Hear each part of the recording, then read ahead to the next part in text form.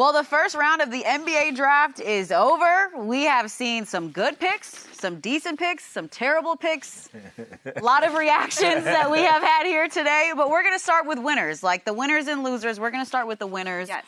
Who has won this draft, KP? I feel like you have an interesting answer. It has to be Viva la France. 100%. Whole country.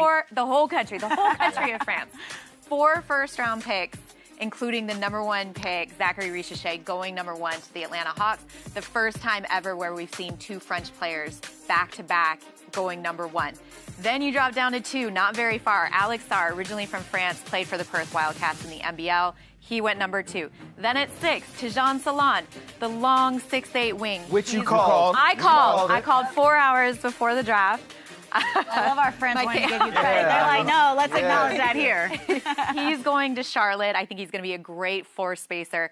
And then an upside guy, Paco Diate, 25th, sneaking into the first round with the New York Knicks. There is so much talent coming out of France, and it's not stopping anytime soon.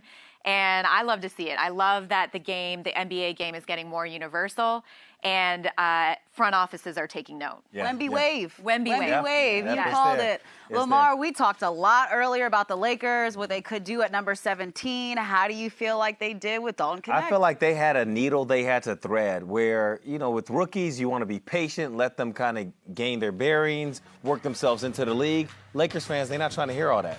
They have a 40-year-old LeBron James who is still great.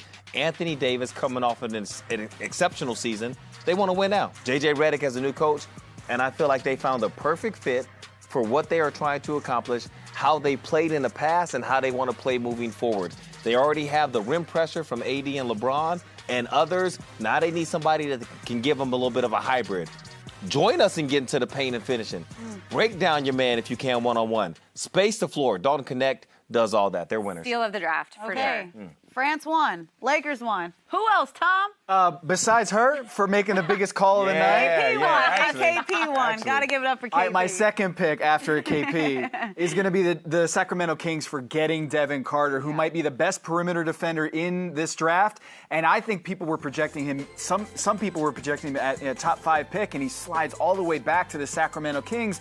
And they already know that second-generation NBA players are really good because they got Domantas Sabonis on the team, son of Arvydas. And now you bring in Anthony Carter's son in Devin Carter, and he was awesome at Providence this year. 42-inch vert, a real dog defensively. They are going to love him. Great rebounder, elite rebounder for his size. He might be 6'2", but he's a 6'9" wingspan. He plays big. They're going to love him in Sacramento. They needed a defensive wing guy, and he is that in spades. Okay. Well, we have winners, and then we have losers. I have no idea why. Why KP thinks that Memphis are the losers. But I'm just going to allow KP to explain to us how that's possible. Listen, anytime... I will say this. If I am wrong about Zach Edey, then I will gladly take that L. But I don't think I'm wrong about him. 7'4", 300 pounds, very minimal in terms of what he's going to bring defensively with his footwork and how he guards the switch. That's problem number 1. Problem number 2, he only attempted 1 3-pointer at Purdue, and he banked it in. So the pick and pop still needs to get there. That's problem number 2. Also, I understand that he's a prolific scorer. He was the best scorer in college basketball, best player for 2 years. That's at the college level. You're not spacing the floor the same. And so when you take Zach Edey in the top 10, I cannot understand that. I cannot comprehend it for a backup center. I understand if you need help in the front court, if you want to pair someone alongside Jaren Jackson Jr. You can get that with Yves Missy. You can get that with Khalil Ware. Just the fact that they took the bait and they took a big body like Zach Edey, I cannot get with it. They cannot get with it. I mean, and he scored more than a bucket a game, which brings me to Lamar. Oh, man. Lamar, who lost? Who was the loser here? The people that's at home watching that average between 3 and 6 points per game this past season. Because and that are available for the draft. They got to be looking and saying, A.J. Johnson got drafted? First round. He averaged 2.8 points per game in the first round. He did. Now, mind you, I don't have a problem with the pick. I think that he is skilled. I think the upside is there. KP put us up on game. I love him. I think it makes sense, but as an athlete, if you're sitting, like basketball players all the time, they sit back, they watch people, they say, hold up, I did this against that person, or I could do that if they give me. So all the people sitting at home thinking, he averaged a bucket.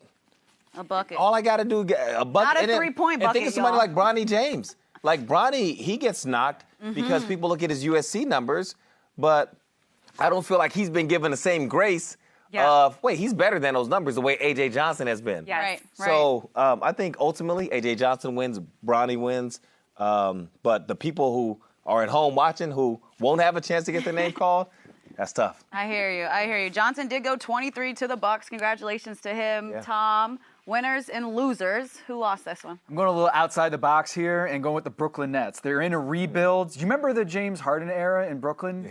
Neither do I. Okay? They traded this pick that landed at number 3. They could have had Reed Shepherd, but instead they don't have a pick, and they're sitting here at home wondering, what did we do that for? And so Reed Shepherd, in my opinion, is going to be the best player coming out of this draft. I know that's a hot take, but the Brooklyn Nets could have had him if they didn't surrender that for James Harden. So to me, the Brooklyn Nets in a rebuild, they could have had a real piece here with Reed Shepherd. Instead, they traded him for James Harden, and now they got neither. Okay. My biggest takeaways, Viva la France. Yeah. France did what they needed to do did. today. Yes, they France did. did what they needed to do.